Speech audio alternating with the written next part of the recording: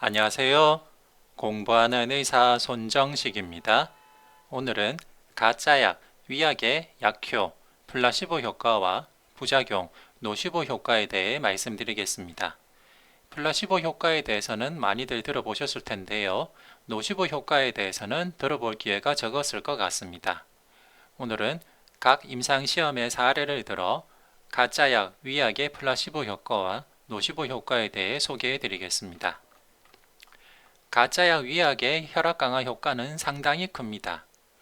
조절되지 않는 고혈압 환자에서 가짜약의 혈압 강화 효과를 본 연구 중 가장 최근에 발표된 연구 하나를 소개해 드리겠습니다. 얼마 전 발표된 2023년 미국 심장병학회에서 보고된 내용입니다. 할로 스터디는 조절되지 않는 고혈압 환자에서 박스도로스타트의 안전성과 효능을 살펴보는 이상 임상시험이고 연구 대상군으로는 AC 이니비터나 ARB 중 하나 또는 이 둘 중에 하나 더하기 다이아자이드 또는 이 둘 중에 하나 더하기 CGB를 복용해도 조절되지 않는 고혈압 환자를 대상으로 하였고 평균 안전 수축기 혈압은 147에 83이었습니다. 이것을 보면 우리 외래 진료실에서 흔히 볼 수 있는 환자군임을 알 수가 있습니다. 평가된 약물인 박스도로스타트는 고도로 선택적인 알도스테론 신타아제 억제제로 콜티솔을 감소시키지 않고 혈장 알도스테론을 70% 이상 지속적이고 용량 의존적으로 감소시키는 약으로 드럭 레지스턴트 하이퍼텐전에 아주 유망한 약이었습니다. 이전 임상 연구에서 박스도로스타트는 치료 저항성 고혈압 환자의 수축기 혈압을 위약보다 11mg 더 감소시킨 것이 보고되었는데요. 발표된 프레젠테이션에서 가져온 슬라이드입니다. 여기 보시면은 박스도로스타트 2mg 복용군에서 SBP가 20 정도 감소했는데 플라시보보다는 11mg 더 감소했다고 되어 있습니다. 이것을 유추해서 보면 플라시보군에서도 9에서 10 정도 혈압 강화가 있었음을 알 수가 있습니다. 이번에 발표된 할로 스터디에서는 8주째 수축기 혈압의 변화를 보여주었는데요. 위약군에서도 16mg 정도 혈압 강화가 있었고 박스도로스타트 0.5mg에서도 17mhg, 박스도로스타트 1mg군에서도 16mhg, 박스도로스타트 2mg군에서는 약 20 가까이 혈압 강화 효과가 있었습니다. 그런데 위약군에서 16mhg 정도의 혈압 강화 효과가 있었기 때문에 전체적으로 통계적 유의성은 보여주지 못하였습니다. 이에서 알 수 있듯이 고혈압 환자를 대상으로 준 위약 시험에서 혈압 강화 효과는 대체적으로 10에서 크게는 16mhg까지 보고가 되어 있습니다. 물론 고혈압 임상시험 같은 경우 임상시험에 참여하는 모든 대상자들에게 생활습관 교육을 기본으로 시킵니다. 즉, 저염식, 운동, 체중 조절을 시키게 되고 이것의 효과가 플라시보 효과에 반영되어 있을 수 있습니다.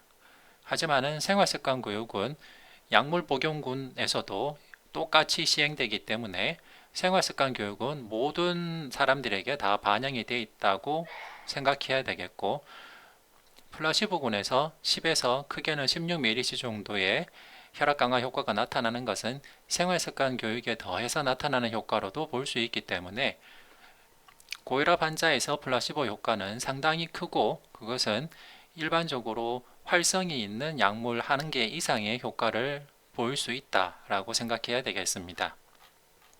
두 번째로 통증에서 보여주는 플라시보 효과입니다. 예로 든 논문은 통증에 있는 니오스테로아스라이티스에서 글루코사민과 콘도로이친의 효과를 본 애니제임 논문입니다. 여기에서는 글루코사민군, 콘도로이친군, 세레브렉스, 셀렉혹시부군을 비교했는데요. 무릎 통증이 20% 이상 감소한 참가자의 비율은 플라시보군에서 60%, 세레브렉스, 셀렉혹시부군에서는 70%로 크게 차이가 없었습니다. 이를 보면 통증에서의 플라시보 효과가 상당히 큼을 알 수가 있습니다. 위약은 좋은 효과 말고도 부작용도 일으킬 수가 있는데요. 위약군에서 생기는 부작용, 이상 반응을 노시보 효과라고 합니다.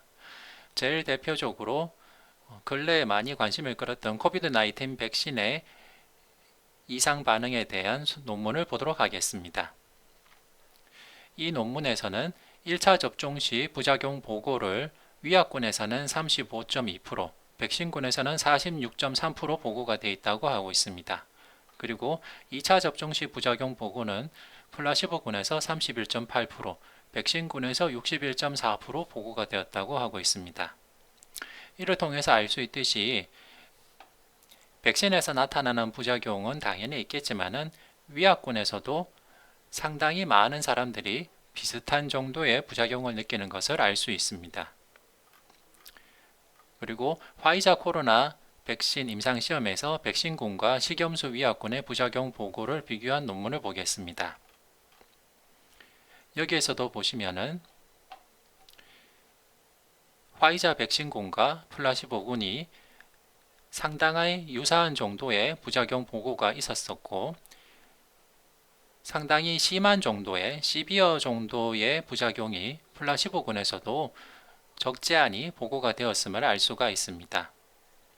즉, 위약군에서도 상당한 정도의 부작용이 보고될 수 있고 그 정도가 시비어에 해당될 정도의 부작용도 위약군에서 보고될 수 있다라는 것을 생각해 주시면 좋겠습니다. 다음으로 더 재미있는 논문을 소개해 드리겠습니다. 가짜약인 줄 알고 먹으면 과연 위약 효과가 없을까요? 네, 아닙니다. 가짜인 줄 알고 먹어도 효과가 있습니다. 만성요통에 대한 공개 위약치료 무작위 대조 시험을 소개해 드리겠습니다.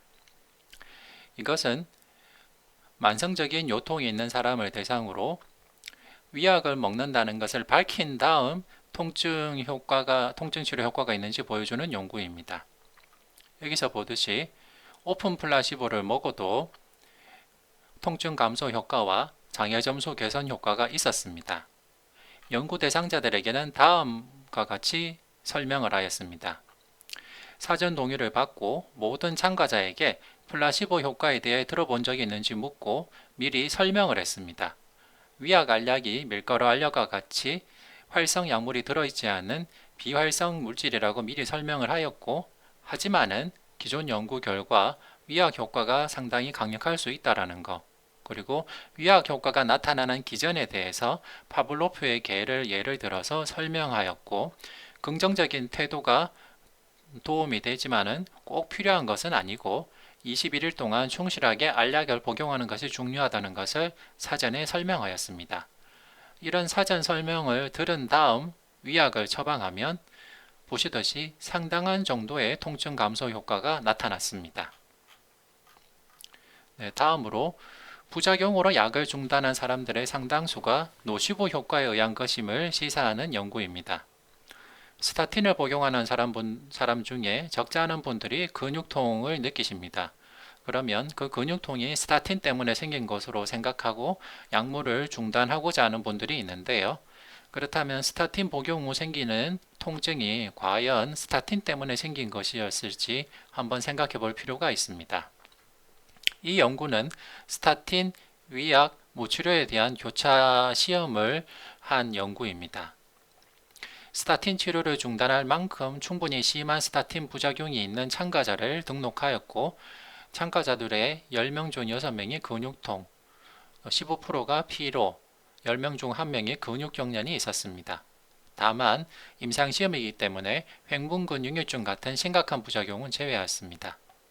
12개의 한 달치 약병을 받았는데 4개는 아토르바스타틴 20mg, 4개는 위약, 4개는 비어 있었습니다.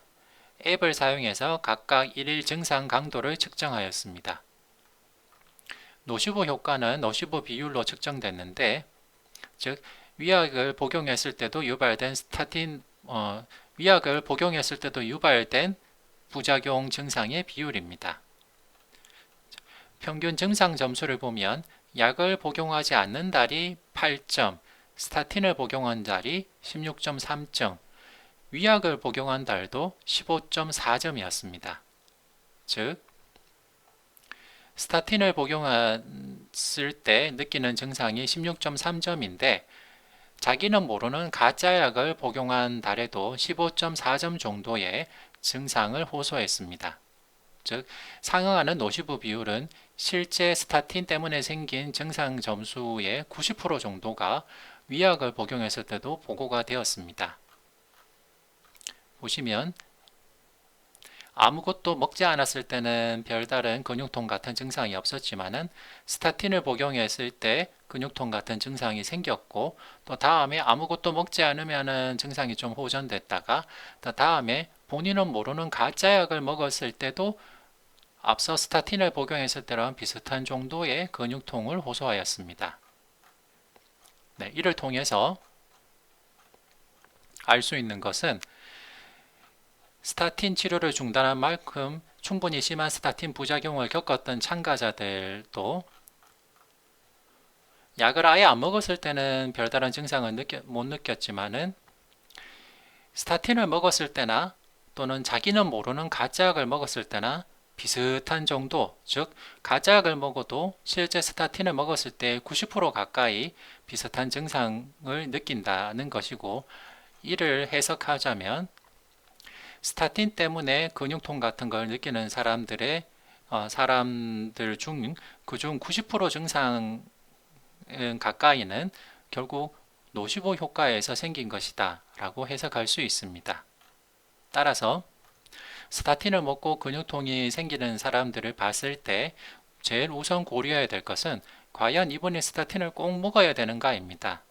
만약 이분이 과거에 ASCVD, 관상동맥 질환이나 이스케믹 스트로크 같은 것을 앓으셨다면 당연히 드셔야 되기 때문에 그런 부작용에도 불구하고 약을 드시는 것이 좋겠고, 과연 그분이 스타틴을 꼭 먹어야 될 이유가 없다면 잘 생각해보고 약물을 중단하는 것도 가능하겠습니다.